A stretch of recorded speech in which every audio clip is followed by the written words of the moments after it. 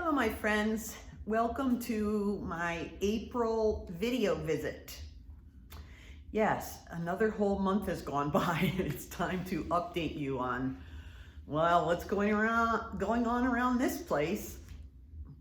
In a lot of ways, our lives are probably more similar than they have been in a long time, maybe ever, since the whole world is dealing with this health crisis. And governments, organizations, institutions are all following suit in the kinds of safety plans that they're putting in place. Maybe your life has changed dramatically. In some ways, my life hasn't changed all that much. I'm still living in my place and I work here. And even before this crisis, I didn't always go out every day. I kept a list of things and errands and things I needed to do or get. And when I did go out, I would get those things all at once and come home. So I wasn't necessarily going out every single day. Well, and that was fine. At first, I didn't really notice too much difference, but then, they closed the theater, my season tickets. The day before, I had my plan to go. And then I thought, well, no problem, I'll just go to the movie I've been thinking about. And I got to the theater, and that was closed. And went to the grocery store. Even then, it wasn't too much. I was okay, well, I'm not going to get to do the fun things, but that's all right. Life goes on. Then the first time I went to the grocery store and there were no eggs at all. That bread shelves were pretty low on stock, which for me wasn't so bad because I eat rye bread and that tends to be left. And I use sun butter, peanut butter made not with peanuts, but with sunflower seeds. And that was still on the shelf. So, it was okay. Then after a while, all of that started to sink in, that it's one thing to be an introvert, extrovert, planning for your close relationships, but also some general social things to do, to have a balance. And I felt like I was just doing well at that. And then bam, it's gone, just gone.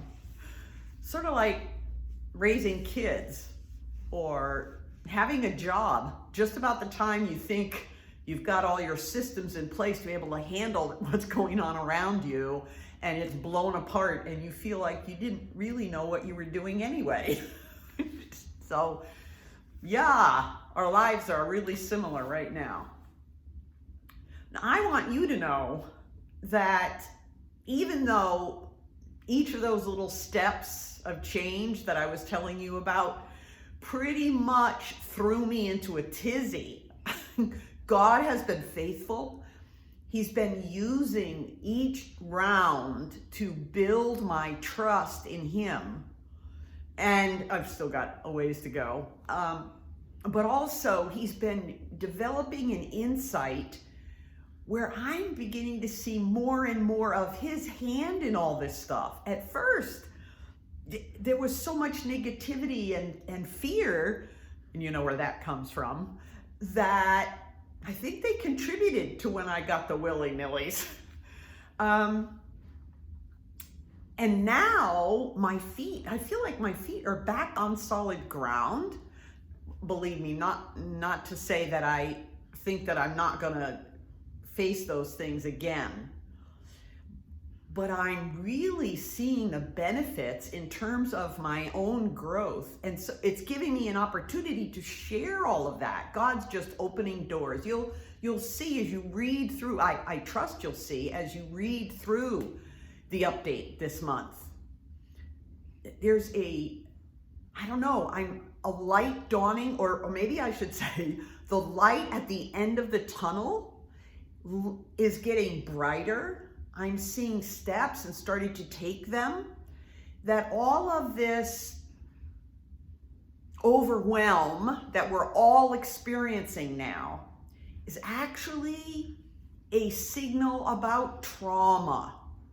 And trauma is the field that God has opened up for me, helping women heal from trauma. I'll be offering a brand new series called Trauma 201, where I'm going to talk more in specific areas of how it relates to the whole health crisis, the different pieces of what's going on inside of us in areas that are showing up more because of this environment. And rather than to hide from it, which I was doing, and it's still comfortable for me, instead of doing that, actually stand up and address those things is strengthening me. I don't know, sort of like riding a bicycle. You know, the first time I got on one, I was glad that I think it was my father, but I'm not sure, was holding the back of my seat because I was like this. Yeah, it was my father, yeah. There you go, father. Now it's my father with a capital F. And I don't know, 3 years ago, when I started realizing what I had been dealing with my whole life since a kid, that was very much wobbly. And I've gotten a little better, probably because of training wheels that the Lord has been giving me. Support system he's been building around me. But now that's gone, and I'm expected to make my own way and turn, and I can't do that unless I keep pedaling. I was paralyzed for a while, but that's gone now, and I am really, I'm not going downhill with my hands off yet, which is my goal in my life, to just trust God so much that I can take my hands off the handlebars and let him take me where he wants me to go. But at least for now, I'm pedaling. My hands are lightly on the handlebar because he's showing me. If you listen to this first, I'm praying God will deliver it to you in time for you to be able to attend the first in that free series of talks that I'm going to give. I want to run them something like a workshop. And they're kind of going to happen at Wednesdays at 1 Eastern Time in America. I know some of you are international. I'm afraid you're going to have to figure that out for yourself. But Wednesdays at 1 in the afternoon in my time zone, Eastern United States, that's when it's going to be presented. You'll find it at my Facebook page, which is Sandra Allen Lovelace. Now, there's a lot more news down below, but I want you to know about that opportunity, first of all. And also, I want you to have this request about praying for that. Just in the last few hours, issues have arisen with Zoom that have me jittery. There's another opportunity for trust God. I'm hoping you get this in time. Check the time differences, mark your calendar, and join me Wednesday at 1 at Facebook, Sandra Allen Lovelace. I hear that I'm going to start I'll be there a little bit early, but I guess I can't choose Facebook until it's already the o'clock. So if it's not there the first couple of minutes, don't get nervous. If you really start being concerned, send me an email, sandraallenlovelace@gmail.com, and I will look there. If things go haywire, I will just work on getting them corrected, and we'll continue on the following Wednesday, because I refuse to be kept from what God's asked me to do. All right. Oh, sometimes people like to know about what's going on with me physically. Still struggling with sleep, but my days are full, so when I finally get there, I do well, mostly. If you heard about the tornadoes that came through South Carolina yesterday and the day before, mostly Sunday into Monday, I did feel the pull. The whole place where I live shook, but I'm safe. I don't see any big trees down right here, so it must have gone by. Also, I don't know, I'll show you.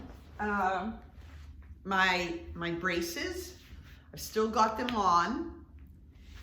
The progress in my knee, I see the doctor tomorrow. I'm making good progress. There's one little piece left that needs to be strengthened. And I've got another couple of months for the effectiveness of the stem cells to take hold. So I'm still praying that the Lord will give me a full recovery there. We'll just see. Already I'm having so much progress, it's really wonderful. I'm not worried about catching the virus. I'm really not worried about it. I'm safe in God's hands. If you want to know Paul's perspective, it's the same as mine, and it's in Philippians chapter 1. You can go check it out. Yes, I guess that's pretty much what I wanted to say here. If you want to know more, why don't you quickly hit reply on this was sent to you, or send it to sandraallenlovelace@gmail.com. You could also go to Facebook and leave a message for me. Let me know what you would like me to talk about during this video visit. Oh, one more thing before I go. A couple of different international friends have reached out to me recently, and it's been really wonderful. One on Facebook and 2 on WhatsApp. A couple of others, oh yes, also through Facebook. And they've shared ways that I bless them, which has encouraged my heart. Okay. Oh, I forgot. I was going to start with this, but I did forget. If you think that I look really wonderful, I look together and everything's, well, I want to give you a piece of news. Whatever you do, don't, in this time, you can't get to the hairdresser, there's hairs falling in your eyes and so on, don't chop them off like Junie B. Jones did. Because then it takes a lot more effort to make your hair look like it's presentable to people. All right, I probably shared enough.